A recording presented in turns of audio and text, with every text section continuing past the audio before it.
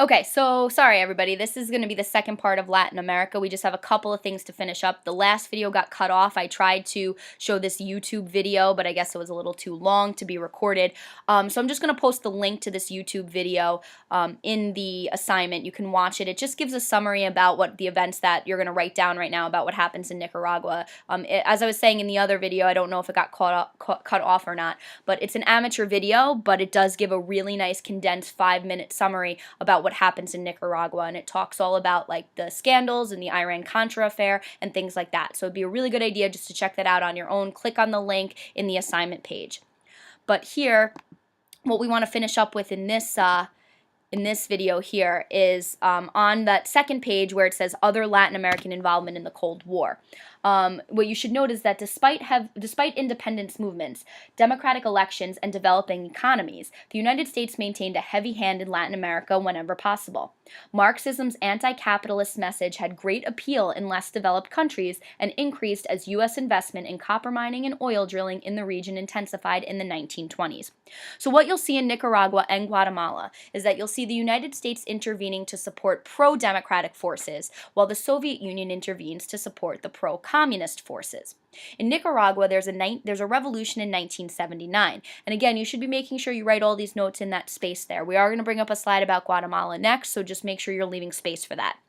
So again, in Nicaragua in 1979, there's a revolution. It overthrew the ruling Somoza dynasty and brought the socialist Sandinistas to power.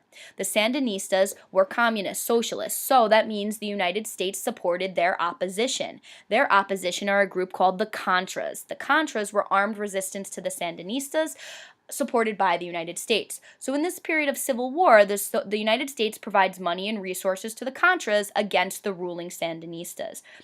This civil war rips apart Nicaragua and leads to thousands upon thousands of deaths. That video that you're going to watch summarizes that, and also talks about a big scandal called the Iran-Contra affair that happens to the United States as a result of this.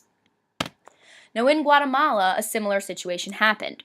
There was a democratically elected president. This president was elected by the people. However, this president was sympathetic to the communist cause. He supported land reforms and he gave freedom to the Communist Party.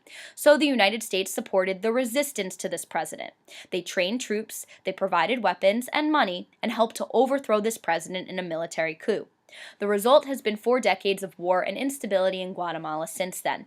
So the bigger idea is thinking about how the Cold War dictated foreign policy here. That the American interests were with people who were non-communist, so they would do whatever it took to keep the communists out of power, even if the result was a dictator in Cuba, or the result was civil war and instability in Guatemala. So keep that in mind as the big idea here is how the larger Cold War impacted developments in Latin America. So after these 2 videos, you should be able to answer this wrap-up question. I think it would be a really good idea to jot down some answer to this question somewhere in your notes. That way you can summarize the important stuff here and come into class knowing that. Again, as always, please make sure you are keeping track of any questions you have or anything like that, anything you'd like to go over in class when we get back. Alright, so that concludes this video. There's gonna be a second video, a separate video about how did the Cold War affect Asia and the Middle East, so look for that. Alright, thanks guys for listening, and I'll see you in the next video.